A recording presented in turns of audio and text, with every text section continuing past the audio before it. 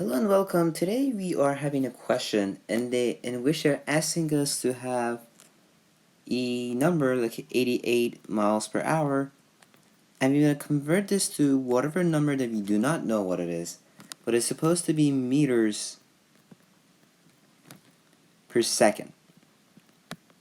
So I'm going to thank a lot of people in this video because Dr. Lane actually teaches like this very well to always have our units, while also Dr. Sullivan, my chemistry professor, showed this way, which to me, her way really helped me understand chemistry honestly with the units and doing these problems. And over here right now that I'm doing physics, I'm using what Dr. Sullivan teach me at UNF on Gen Chem I, and applied kind of that Gen Chem I stuff in this physics, which I really like.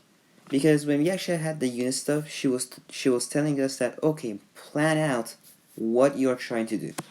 So this on top that I actually draw out with the flash on is what Dr. Sullivan taught me. So I have miles per hour. Let's say this miles per hour is miles, the same miles as m, or h, which is hour. So I'm gonna plan and say that, okay, I have units of miles per hour. I need meters per second. So we're gonna first find out what we have as meter per hour. So we're gonna say meters per hour.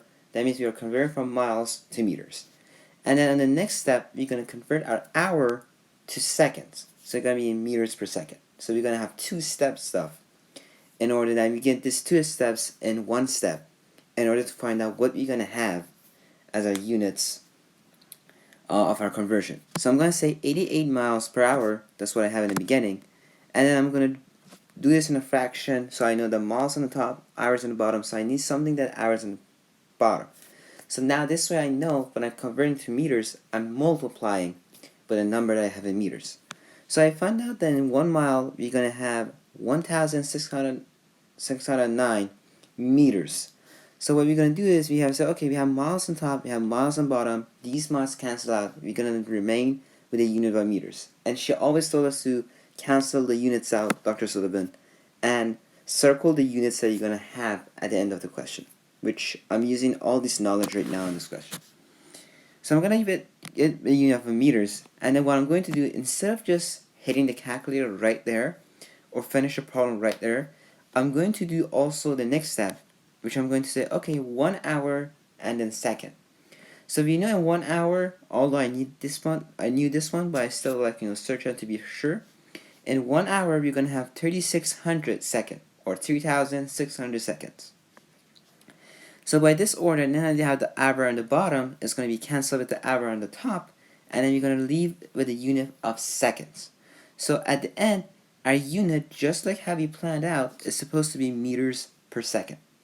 So now if you do the calculation by the calculator, you're going to get 39.3, or you can say 39 meters per second. That's how we can get from miles per hour to meters per second. Just by doing this in one step, you're going to have to do this like with 2-3 steps.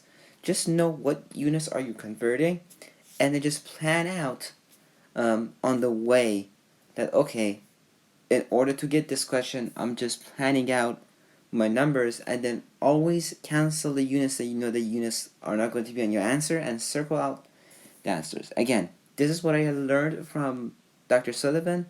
Many thanks to her to show me this amazing way of doing the units. And I see you guys in the next videos.